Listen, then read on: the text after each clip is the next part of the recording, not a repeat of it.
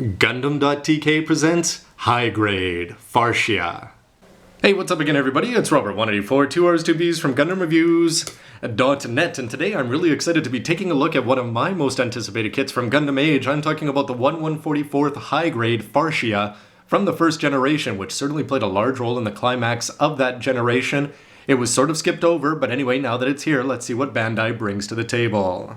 April 2012 release. It sells for the price you can see there, 1,200 yen, some pretty cool and very pink cover art there, and you can see that it's number 20 in the High Grade Age series. I think one of the things that's so appealing about this suit is that despite the fact that it had limited screen time, it was one of the, well, it's not the first time, we've seen quite a few unwilling pilots of a mobile suit before. But it was really neat to see during the climax between a very young Dezel Galette, who was just out to play, and you had Flit, and this is certainly going to be an event that shaped him for all the years, and we're talking about 100 years or whatever, we're going to be getting 85 more of the story.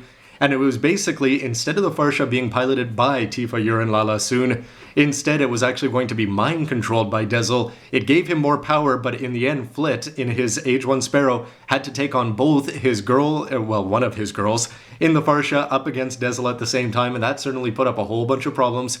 And in the end, when they had the climatic scene, that is more than enough reason for me to want to add this to the collection, never mind its unique color.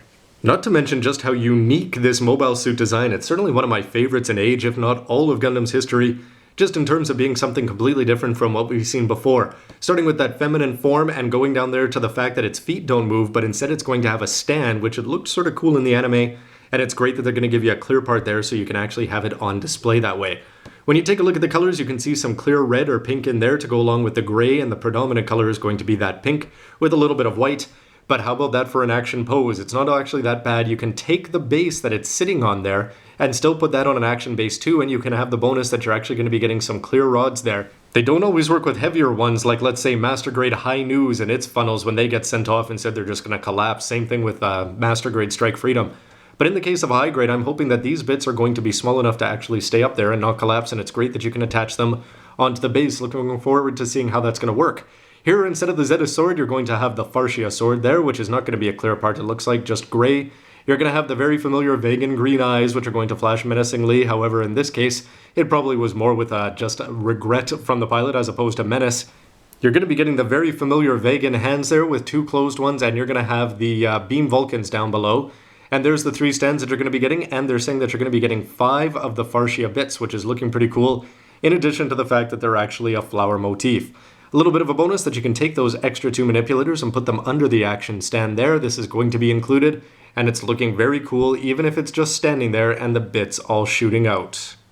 To the other side, where we're going to get the MS data here from Gundam Age, and you can see that line art there doesn't have a stand holding it up, well, a stand holding up the stand. But here you can see a scene recreated from the anime with the Farsia coming at it, Dezel in the background pulling the strings, those flower bits looking very cool, Flit very panicked in the Age 1 Sparrow. But when you take a look at this one, this is how it's going to look right out of the box if you don't do any painting to it. You can see that you're going to be getting clear parts that looks like to go inside the base as well, if not in the chest. And it looks like these flower bits are not going to have all those nice colors that we got to see over on the other side. So pro painters, you can certainly do something to make this look even better. But then again, that combination of the gray, white, and pink with the clear parts there is looking good already. Inside the box, you're going to be getting a pink and black or very dark gray plate there. You can see the clear parts here, the poles. You're going to be getting these 3 pink parts there to go along with another shade of pink. So you're going to be getting a darker one, very Kubly-ish, and that light purplish there. And then you're going to be getting the main pink. So lots of color apps to go along with this ad for the Age 1 manga. And you can have the manual, I'm assuming, down there.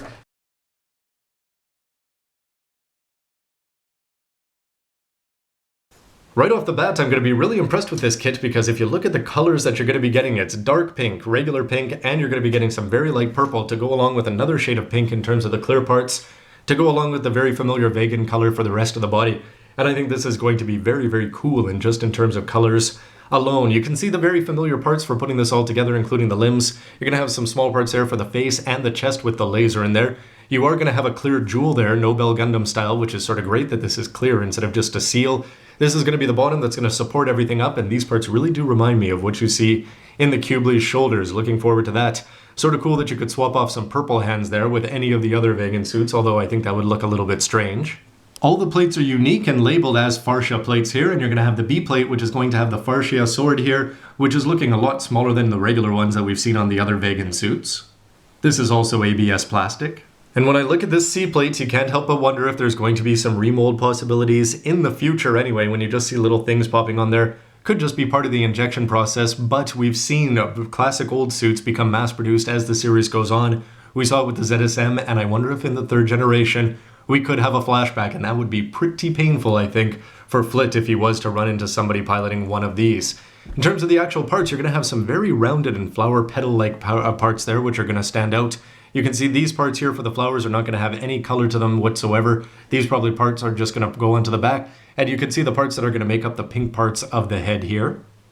And you can imagine that this would be pretty easy to omit this D plate if you were to mass produce this in the future and they actually had legs instead of standing on a base. As Bandai could save a little bit of plastic costs here, you've got some pretty big parts here. These ones are looking pretty interesting there, as you can put in a lot of color trim that you're only really going to notice if you're actually looking at the base.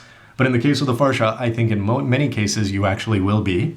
Here are the clear parts, which are going to be able to bend down here. I may have to put them in hot water to do that. And you can see the seals, you're just going to have some light purple ones down there, 2 black ones, and the familiar eyes. With this being such a unique MS design, I'm certainly looking at the manual with a little more interest than I normally would be. Very cool line out there, and yes, there's the pilot herself, pre-ribbon it looks like from Flit. But anyway, her sad, sad fate at the hands of a very young Dezel Galette is certainly going to go through and haunt this whole series. Now, something that really impresses me about these splash pages is that for a stationary Gundam, I'm talking about the feet that don't seem to move, looks like you can position them on the platform, perhaps, but it just seems like there are a lot of dynamic poses. Some of them are looking really good, and of course, anytime you've got bits or things flying around in Gundam, that's going to help, although in this case, the clear parts that are going to get them there is going to be really, really important. Dashing at you, it looks good. Looking majestic, sending them off, and even just standing there is okay. Here you can see the same features that they were bragging about on the side of the box. On the Action Base 2, it's launching and looking good. The bits here, painted by a pro, are going to look good, and the beam Vulcans, I think, have never been posed better than what we see there. And even with just the Farsia sword, I think it's looking pretty sharp. H1 Sparrow looking good there, and you can see all the color combinations.